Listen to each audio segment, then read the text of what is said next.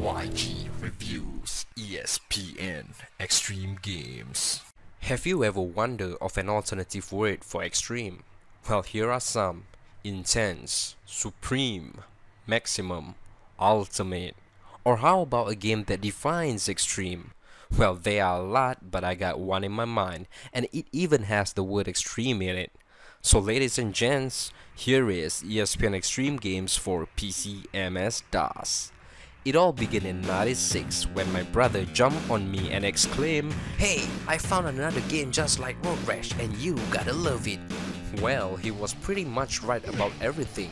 It's 2015 now and I still find it attractive. Oh yes, I've been in love with this game for about as close to 20 years. That's what you get for being a faithful gamer. It's like you'll be in love with many different games over the years, from MS-DOS to Windows 8.1. It's like you're the pimp of games, if there's such a term. Well, anyway, the game comes in a big retail red color box just like any other 90s or 80s PC games. The cover shows 4 types of extreme sports that is available in the game. Basically a street luge, mountain bike, rollerblade and skateboard. At the back of the box shows you a few screenshots and tell you the basic features of the game. Yeah, hardcore features. Anyway, the one I got here is the PC Gamer Edition that includes an ad showing off Sony games that will be releasing on PC. Games like Wipeout, Destruction Derby, City of Lost Children, and so on. You know, Sony seems to be very promising on PC gaming back before. But now, well, I don't know what happened. But anyway, other than a normal registration card comes a jewel case with a manual inlet which explains the controls and other features of the game. ESPN Extreme Games was developed and published by Sony themselves. Now to be specific, they were ported by the Sony Interactive PC Software America. Wow. Well, anyway, at the start of the game, you will see a red tinted and pixelated intro video. I don't know why they choose to tint the video red, maybe because it's extreme, and extreme is dangerous.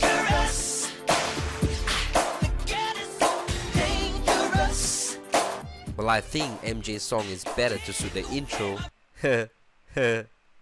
Well, that's a joke. Alright, in the main menu is where it gets technically annoying. Yes, technically. The speed of the main menu is really flashy fast. You cannot simply select your desired option easily.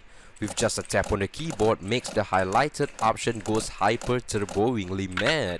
Yeah, it's a trial and error thingy, so the only way to maintain the speed is to use a Pentium not more than 350 MHz, which is basically Pentium 2 or below, or configure the CPU cycle of your DOS box and not use the max cycles. Now, untechnically, the main menu will have a very simple option like setting the difficulty ranging from easy to extreme and select exhibition mode or season or continue your season. Unfortunately, unlike the original PlayStation version, there is no split screen mode in the PC version. Maybe because Sony felt that MS-DOS don't have enough memory.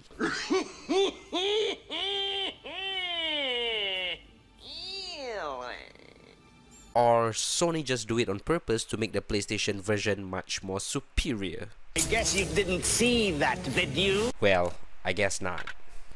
So after you select your game mode, you have the choice to configure your keyboard manually or use the Sony standard controls, which doesn't really make much of a sense. So I recommend configure it manually, and you have to configure the keys each time you start the game, but it shouldn't be really much of a problem once you know which keys convert you. Alright, so once you get the key combinations out of the way, you will then be brought into another menu. Oh wait, there's 2 main menus? Of course! Okay, so here you can select your characters, choice of your rides and tracks. There are 16 characters you can choose from. I believe they are pre-made characters and not tied into ESPN in any way. Each have their own strengths and weaknesses based on the stats. If you are playing the exhibition mode, you are given the freedom to change your character after each and every race. You also have the ability to choose your opponent's ride. That means you can play handicap by riding a bicycle and letting all your opponents use the luge.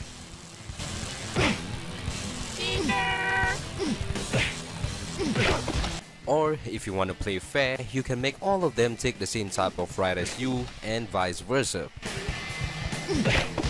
You earn money as you play depending on how many gates you manage to enter. Money can be used to upgrade your rides to a faster speed, but sadly you cannot save your exhibition progress. So if you quit the game, all your money will be gone and you have to start saving up again. So I don't see your point here. And in the season mode, you can pick only one of the 16 characters and progress through the 12-course season mode. There are only 5 tracks available for you to choose from. With that being said, you will race against your opponents 12 times. All the tracks will be played at least twice. Fortunately, you can save your progress and money in the season mode. Each of the rides has 4 levels of upgrades, meaning to purchase an entirely new board or bike and progress further into the season. In the season mode, you cannot change the opponent rides, so all the while it's gonna be a mixed bag, but it's gonna be pretty fun too. And before the start of every race, and depending on whether you win or lose, Susie Colbert, a representative from the ESPN team, will appear in a very low quality pixelated form giving comments. Sony, you should really remaster this video instead. You obviously need it. But thankfully you can turn off the video if you don't wish to hear what she has to say, which I normally would. Alright, here comes the gameplay. ESPN Extreme Games is indeed very fun to play with. I remember playing this way before and I was very extremely addicted to it. The objective is to enter as many gates as possible and try to be on the podium, meaning the top 3. There are 3 types of gates in each levels: green, which will give you money; yellow, which will give you score points; and blue, or purple, whichever color that is, will trigger an event ahead of you. Combined with the yellow gates that you have entered and your position number at the end of the race, you'll be determined on how many points you have scored for the level itself. The points will then accumulate and will show you on where you stand on the standing chart. Each ride has its own advantages and disadvantages. Some of your actions will be pretty limited depending on which rides you choose. For instance, if you're on a luge, you cannot do an on-the-spot jump or kick. You can only attack your opponents by punching them or by surprising them after you launch off a ramp. Street luge also has the advantage to slide under certain obstacles, though I wouldn't say that's much. But a huge disadvantage for the luge is that it can be crashed easily even on low-level objects. And as a cyclist, you can perform a bunny hop. You can use that as an advantage to storm on the luge guys. Pretty fun, huh? Using the bicycle only allows you to kick. And that is pretty lame and weird because I don't understand why punching is not applicable for them. A cyclist will also not crash easily over low-level objects, but be careful, it doesn't work all the time. And as for rollerblades and skateboards, you can do pretty much everything. The only disadvantage for them is the top speed. It can never beat the luge and the bicycle. So the impact and fun factor is made up by attacking your opponent. There are no weapons for you to hit them with, so only punches and kicks are available depending on the rides you choose. It may not sound or seem much, but I tell you, it's really fun and satisfying to knock off your opponents as you fight your way through the finish line. You can also do tricks to get on the higher air by pressing the jump button as you launch off the ramp, but you have to be careful here.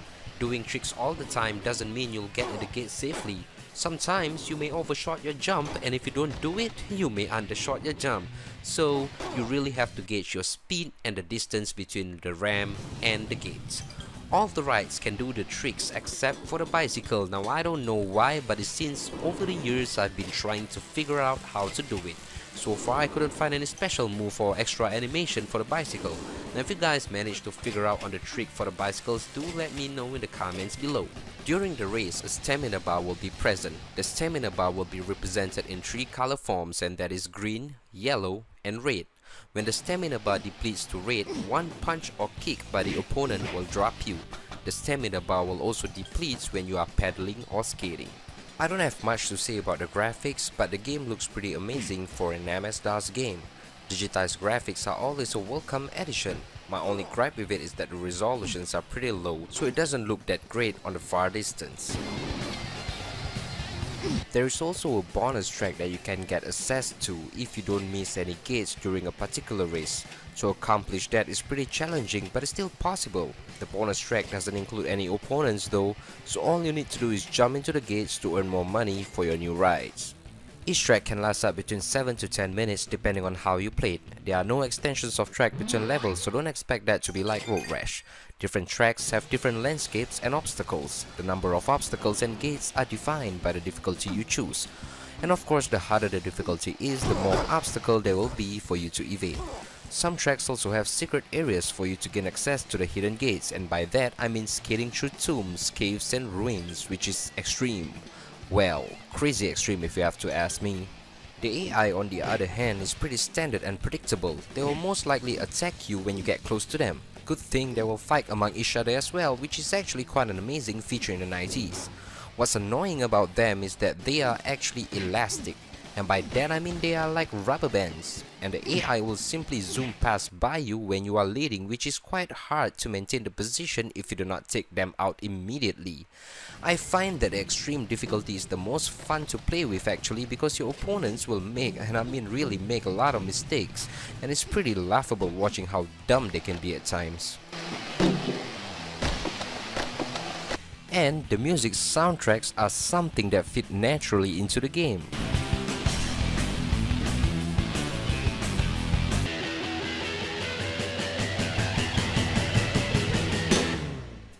Well, I wish there could be more, but there are only 6 of them.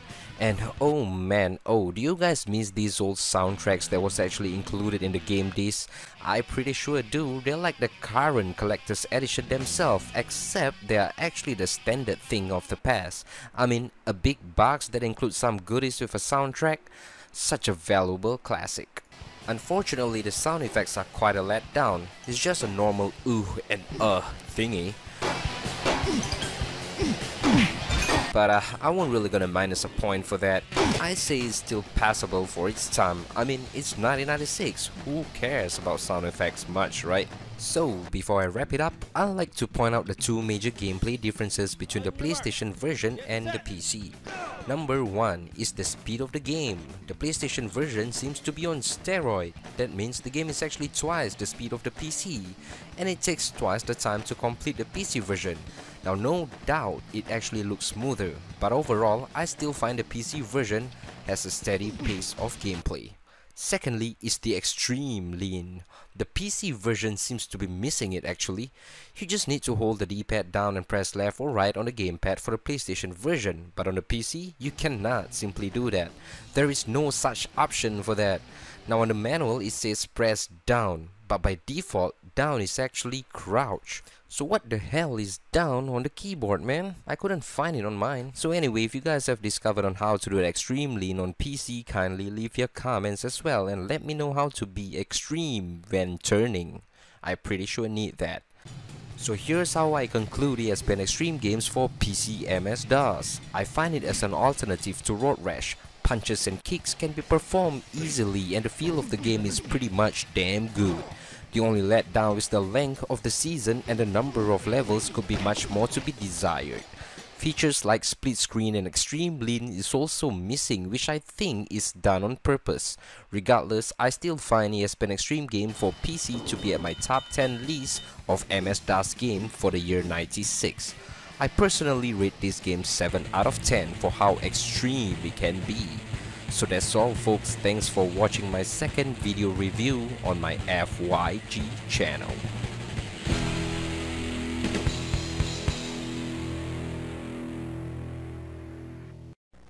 I'm not worthy. I'm not worthy. What an incredible season. You blew everybody away. You got the points, the cash, the title.